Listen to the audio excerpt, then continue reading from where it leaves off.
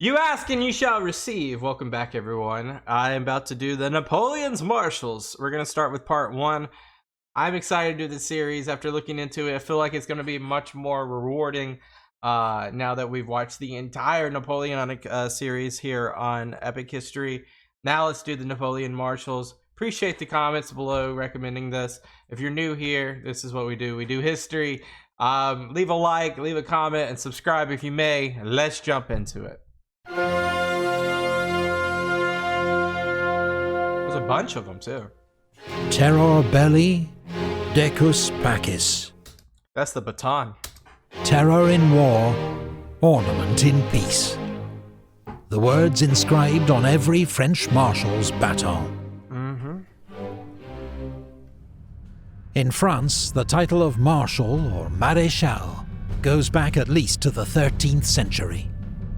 It I don't think Napoleon was ever marshal, was he? represents the highest possible position of military authority.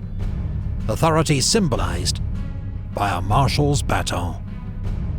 The title was abolished during the French Revolution as incompatible with the egalitarian spirit of the age. Then it would have been impossible for him to be a marshal. But in 1804, Napoleon founded a new empire and restored the ancient rank.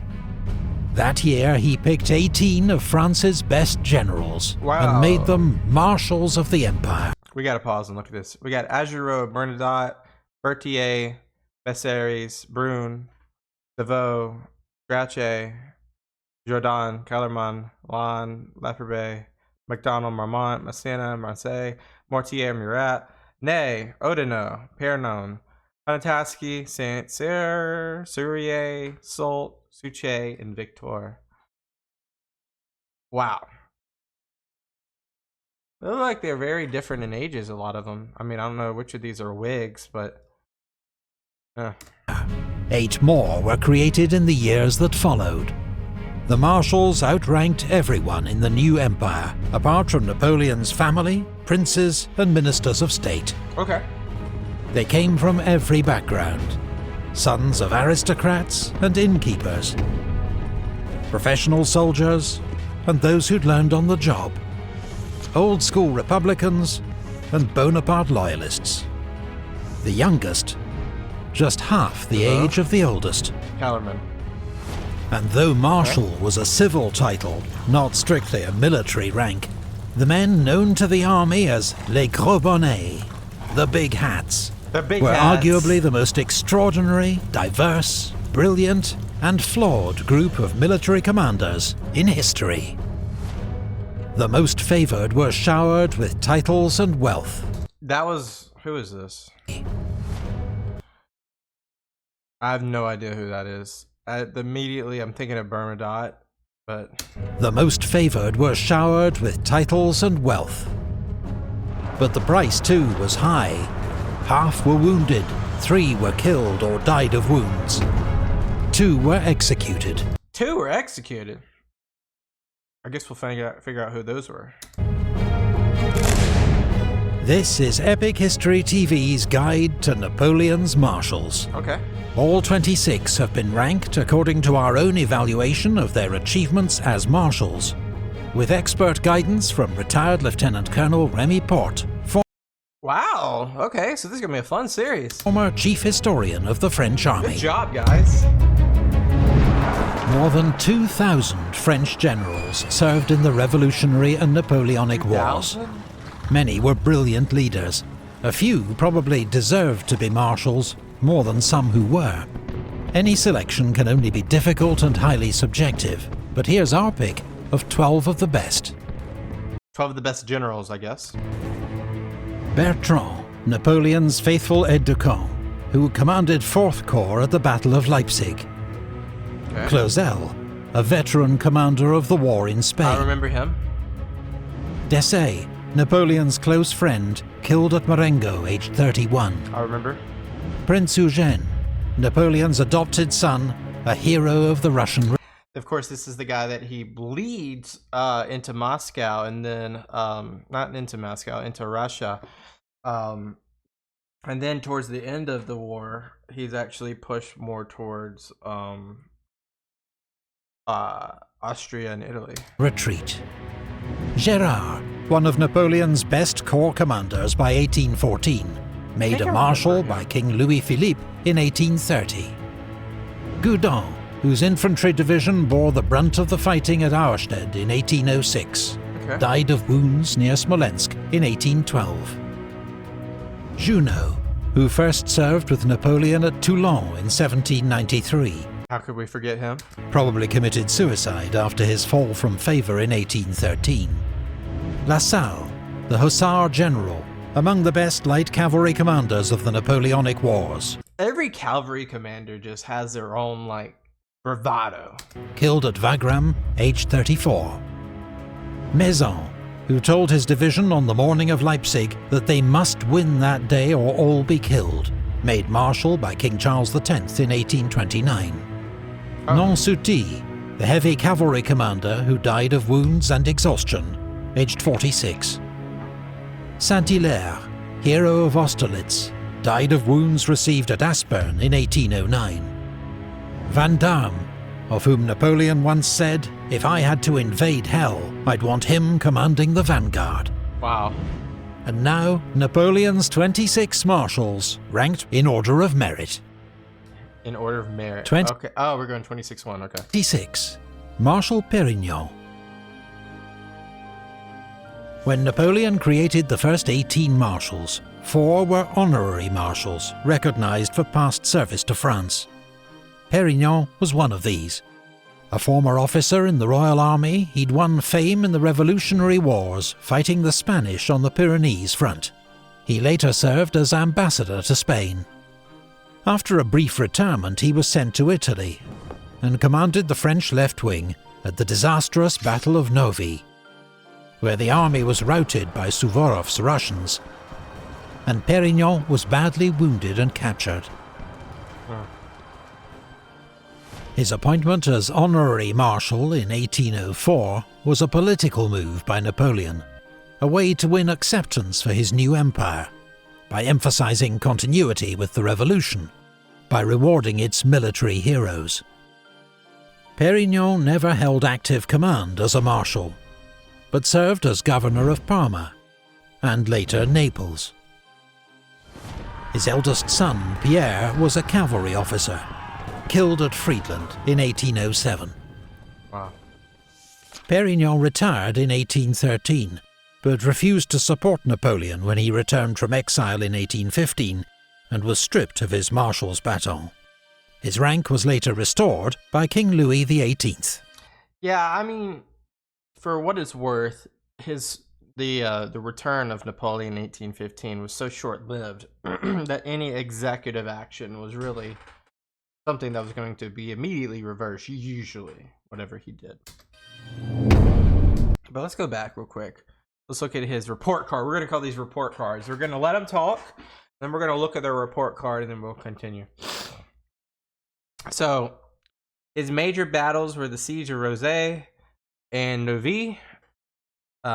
He died at 64 after Napoleon, not after Napoleon's, I can't remember when Napoleon died, but after Napoleon's reign, 3 years later, 1818, in Paris, natural causes. It seems like this guy was, he was more or less like a favor sort of appointment.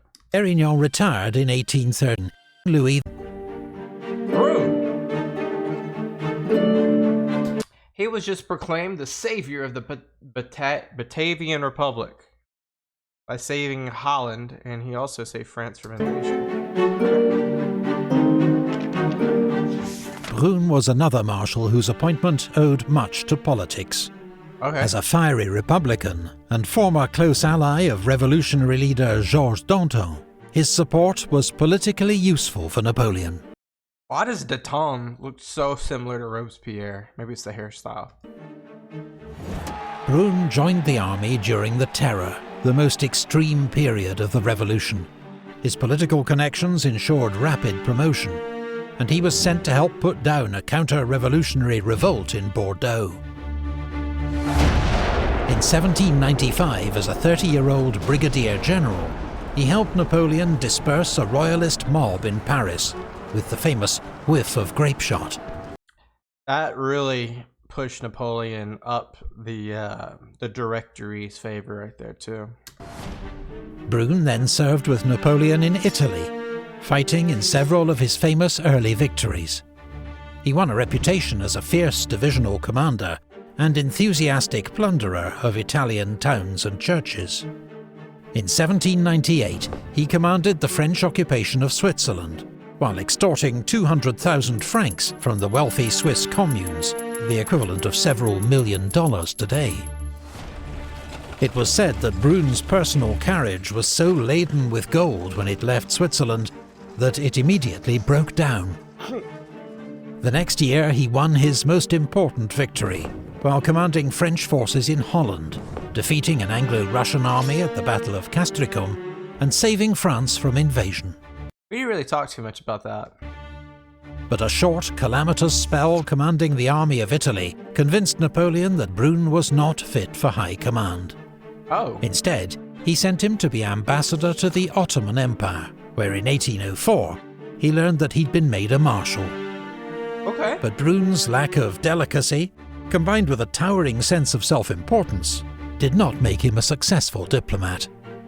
He was recalled to France, but as governor of the Hanseatic ports, blundered again, drafting a treaty with Sweden that failed to make any mention of the French emperor. Whether a deliberate insult or act of incompetence, Napoleon was furious, and Brune was sacked. Brune spent the next 7 years at his country estate. He bitterly opposed the return of the Bourbon monarchy in 1814, and rallied to Napoleon when he returned from exile the next year. At least he's loyal. But in the tumult following Napoleon's defeat at Waterloo, Brune was cornered by a royalist mob in Avignon, murdered, and tossed into the River Rhone. Dang! Was this what we were talking about, executed? Because how I view execution is trialed. This wasn't trial, this was just murder. So I wouldn't say this is execution. That's my opinion of what execution is. But interesting. Wow. 24.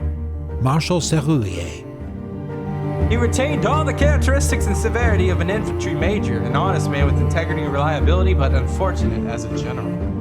Sérurier was another of the 4 honorary marshals whom Napoleon wished to recognize for past service. Oh, okay. In contrast to Brune, Sérurier was He lived a long time, 77? a professional soldier of the old school, a veteran of the 7 Years' War, and a stern disciplinarian. This background was not necessarily an asset during the French Revolution, when any officer who'd served in the Royal Army was viewed with suspicion. But Colonel Sérurier's training and diligence were soon recognized as assets to the new French Republic.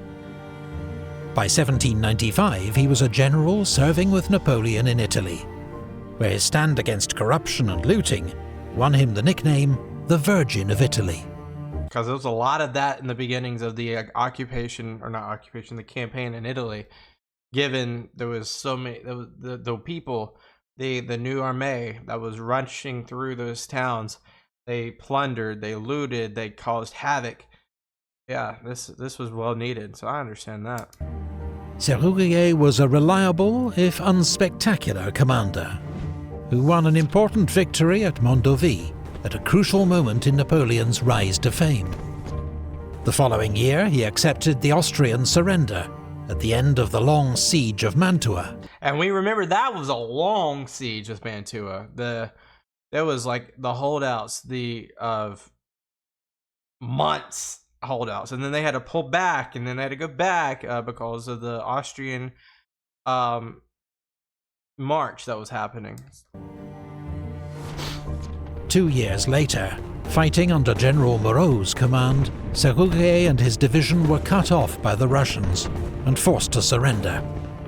Released on parole, he was back in Paris in time to support Napoleon's coup d'etat of 18 Brumaire. Sérurier then retired from active command, but Napoleon, remembering his past service, made him an honorary marshal and governor of Les Invalides, the retirement home and hospital for old soldiers. I mean, I think he did okay. You know, this sounds like a very well, this sounds like a well-deserved honorary marshal status to me. There, shortly before the fall of Paris in 1814, Sérurier oversaw the burning of more than 1,000 captured flags and standards, to prevent them falling into Allied hands. Oh, okay. 23. Marshal Kellermann. The oldest man.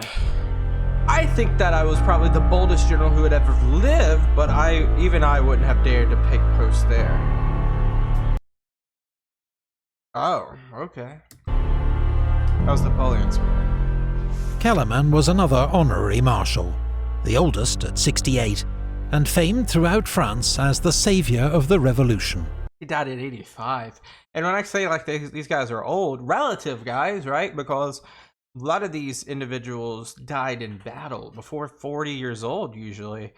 And the wounds and the systematic just stress of war, just it's hard to live this long.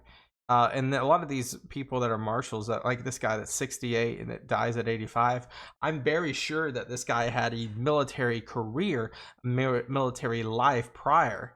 Let's learn a little bit more about him. A career soldier from a middle-class background, he'd seen distinguished service as a cavalry officer in the 7 Years' War. At the beginning of the Revolutionary Wars, he was a general, commanding a frontier army at the moment of greatest crisis, when it seemed foreign invasion was about to stamp out the revolution and restore the ancien régime. But at Valmy, in September 1792, Kellermann... This was right at the beginning of the revolution. Army of the Centre stood its ground, and with a ferocious artillery barrage, persuaded the Prussian army to withdraw. Valmy was not a stunning tactical victory, but it was a turning point of history that saved the infant French Republic. They think that if the Prussians impeded, they would have won not won, but they would have decided history a little bit differently in terms of... That's interesting.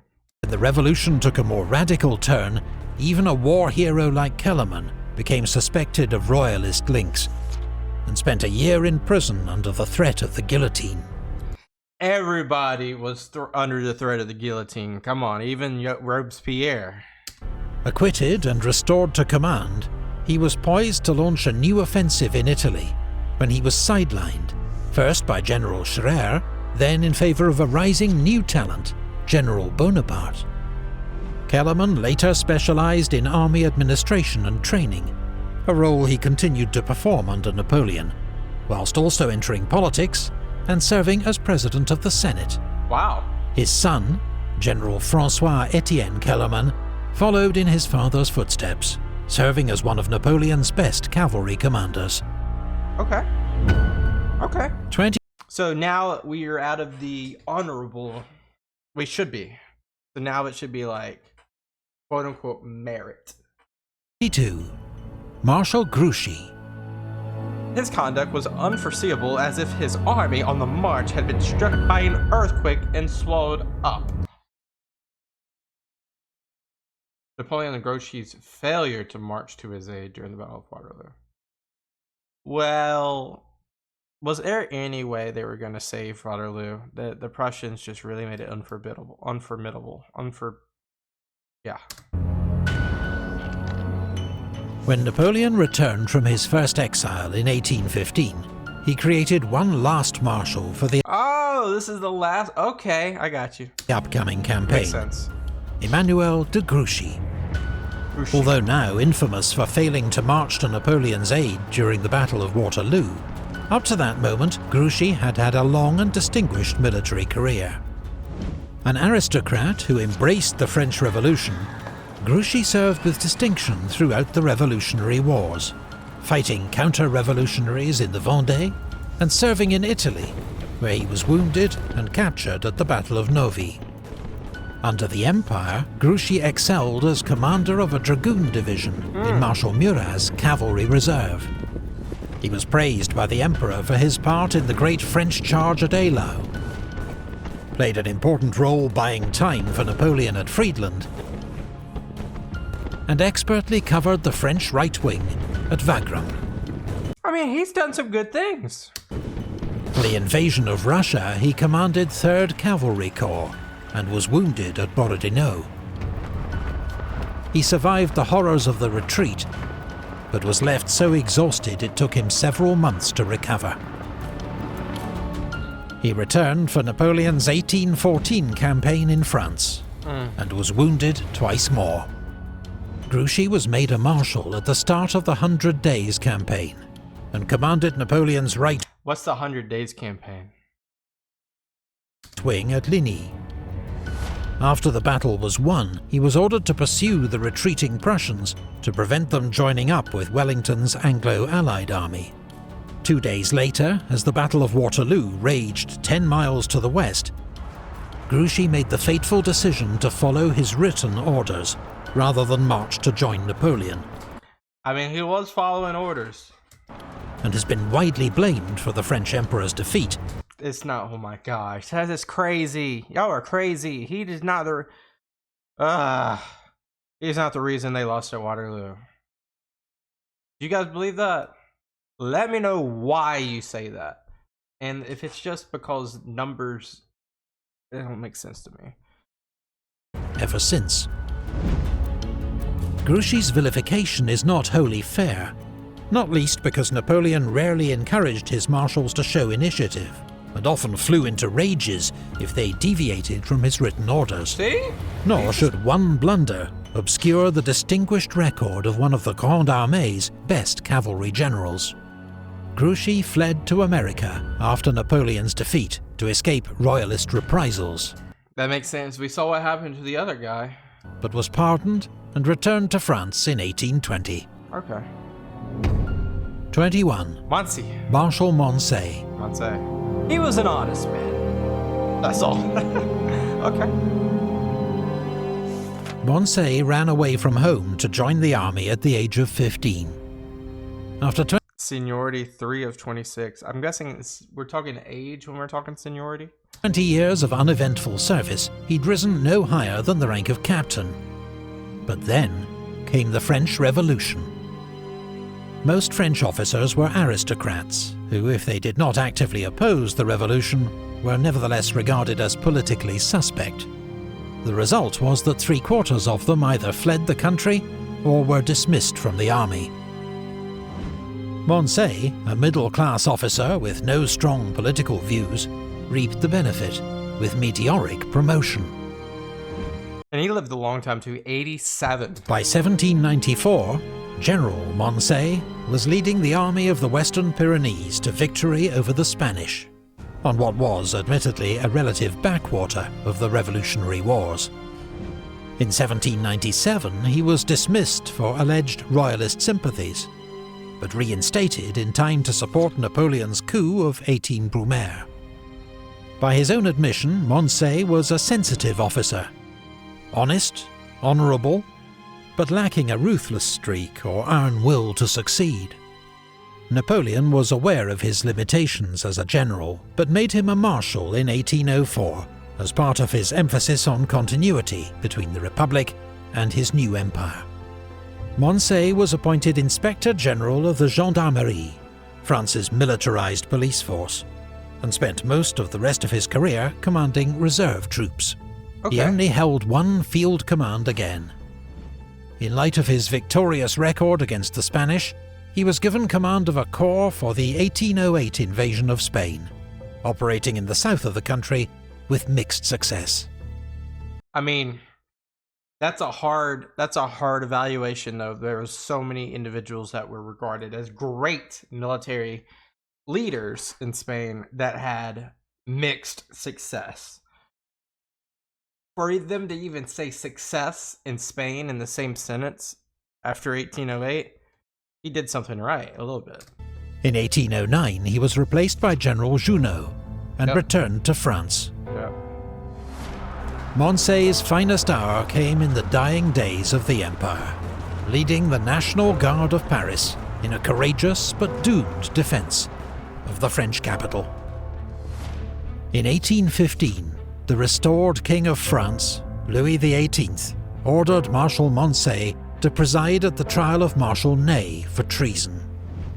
Moncey regarded Ney as a hero for having saved so many French lives in Russia, and refused, declaring, "If I am not allowed to save my country nor my own life, then at least I will save my honor." That's a great quote right there. After a short spell in prison, Moncey was allowed to resume his military career, becoming governor of Les Invalides, in which role he presided over the repatriation of Napoleon's remains from St. Helena in 1840. Wow. At the end of the ceremony, the 86-year-old Marshal Moncey announced, "And now, let us go home to die." Wow. 20. Marshal Poniatowski. A man of noble character, brimming over with honor and bravery. I love how each of these are quotes from their boss. Prince Józef Poniatowski was the King of Poland's nephew, but his military career began as a cavalry officer in the Austrian army, even serving as aide-de-camp to Emperor Józef II himself. In 1789, he transferred to the Polish army with the rank of Major General, but could not save Poland from partition by its rapacious neighbours, Russia, Prussia, and Austria. By 1795, Poland had vanished from the map, swallowed up by its rivals. After Napoleon's defeat of Prussia in 1806, Poniatowski decided loyal service to the French Emperor was the best way to win Poland's restoration, although he never fully trusted Napoleon's aims. Why? Sombre, serious, and brave, Poniatowski proved an able commander of Duchy of Warsaw forces in Napoleon's service. When war broke out with Austria in 1809, while Napoleon advanced on Vienna, Poniatowski waged a brilliant supporting campaign against a larger Austrian army in Galicia. Okay. For the invasion of Russia, he commanded the Polish 5th Corps. He and his troops distinguished themselves first at Smolensk and again at Borodino, leading the attack on the right wing. I remember this. Poniatowski and his corps performed heroically throughout the campaign, motivated in part by their old animosity towards Russia. But by the end of the retreat, 5th Corps had been virtually destroyed. Poniatowski remained loyal to Napoleon, even though the disaster in Russia paved the way for the Russian reoccupation of Poland.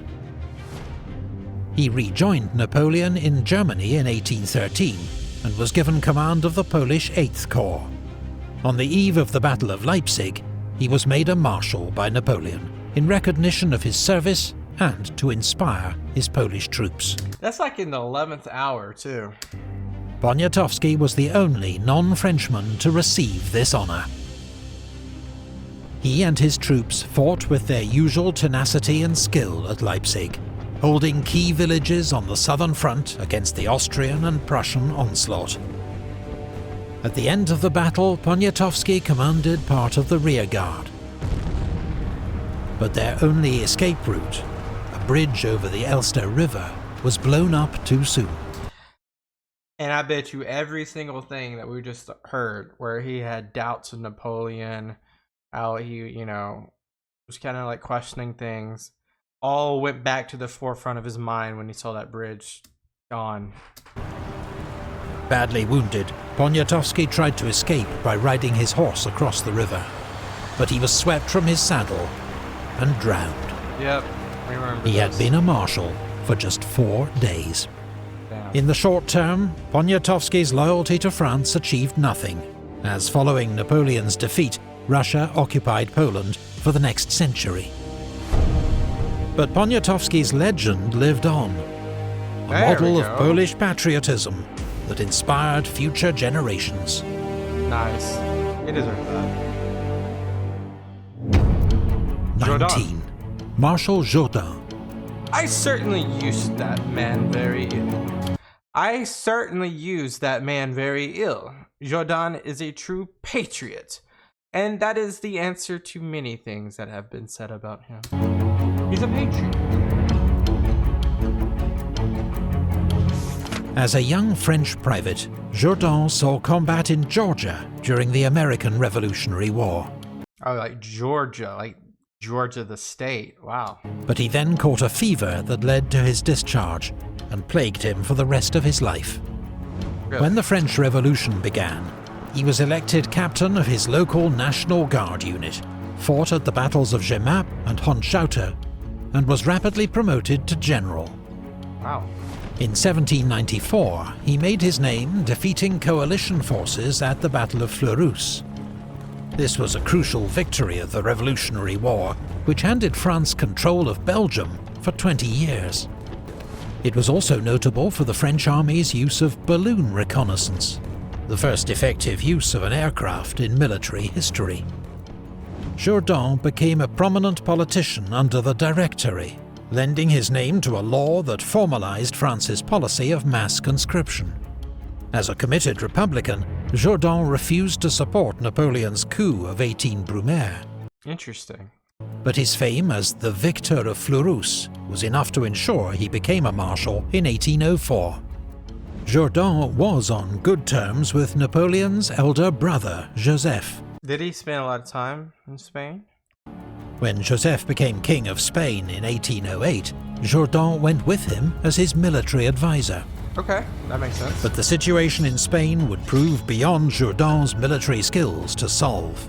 Really, anyone? He faced stubborn resistance from the Spanish and Portuguese, supported by the British, and an equally stubborn refusal to cooperate from other French marshals in Spain, theoretically under Jourdan's command, but who repeatedly ignored his orders and openly questioned his competence.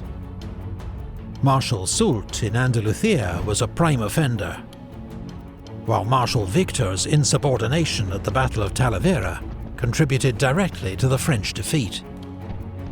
Struck by another bout of ill health, Jourdan went home to recover. 2 years later he returned to Spain, but at the Battle of Vitoria in 1813, he and King Joseph were outmaneuvered and decisively beaten by Wellington. Yeah, the Battle of Victoria was one of the worst sightings of French military I've ever seen. Leading to the collapse of the Bonapartist Kingdom of Spain. Yeah, that was horrible. Jourdan never held a major command again, He lived pretty but his old. 20 years of service and evident patriotism were widely recognized and respected.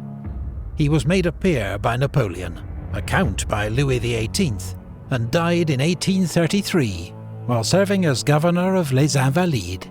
Not bad. Pérignon, Brune, Sérurier, Kellermann, Grouchy, Moncey, Poniatowski, Jourdan.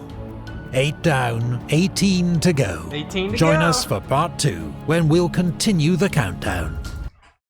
This was interesting. I really appreciate you guys pointing that out, that this was a definite must-see series before we hop off Napoleon.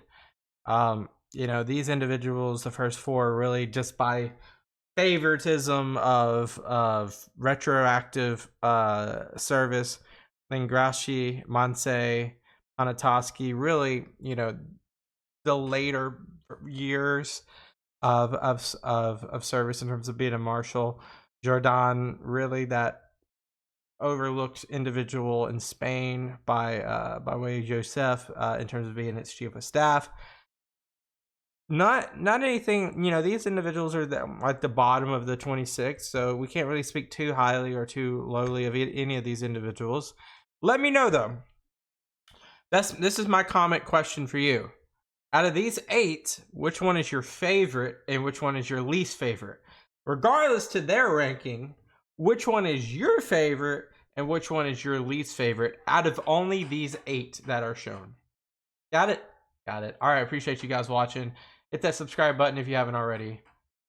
Peace out. Bye-bye.